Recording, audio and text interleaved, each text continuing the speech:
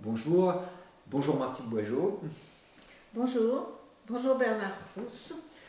Nous allons vous détailler nos grands projets qui sont bâtis sur le double objectif, comme l'ensemble de notre programme, de transformer le présent et anticiper l'avenir.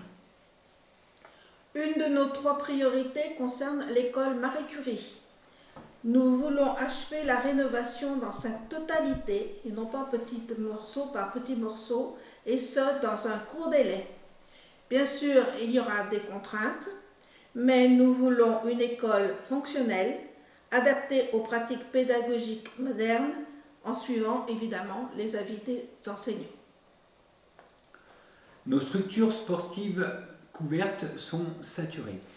Nous proposerons un partenariat avec l'ENSAM et le conseil régional qui est propriétaire des bâtiments du lycée Laprax afin de construire un nouveau gymnase. L'utilisation serait partagée entre les associations de la ville, les Gazards et les lycéens qui ont en général des créneaux complémentaires. Si cela n'est pas possible, nous avons un plan B, la salle multi-activité de taille moyenne que nous construirons au COSEC. Dans ce cas, la priorité d'utilisation serait bien évidemment aux associations clunisoises. Notre 3e priorité repose sur la création d'une salle moyenne de réception. En effet, la salle qui existe au Grioton semble trop vaste, trop grande. Nous voudrions construire une plus petite salle pour des petites fêtes ou différentes activités. C'est vrai qu'il faut en profiter pour repenser à reconstituer de ce fait les réserves foncières. Alors on ne démarrera pas tous les travaux le 1er juillet. Nous sommes conscients des réalités budgétaires et les 3 projets que nous venons de vous présenter seront étalés tout au long des 6 ans. L'autre prise en compte, c'est l'impératif de développement durable que nous entendons aussi bien au sens environnemental qu'au sens économique et social. Pour cela, nous ferons appel le plus possible à des entreprises locales. Nous réfléchirons au choix des meilleurs matériaux et au choix également du moyen de chauffage le plus adapté à chacune de ces structures.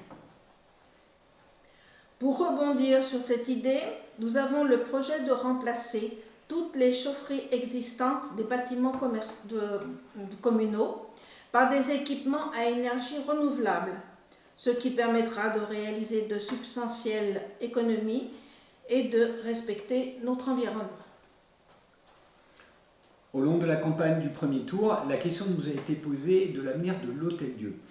La communauté de communes a engagé en 2019 une réflexion sur ce lieu.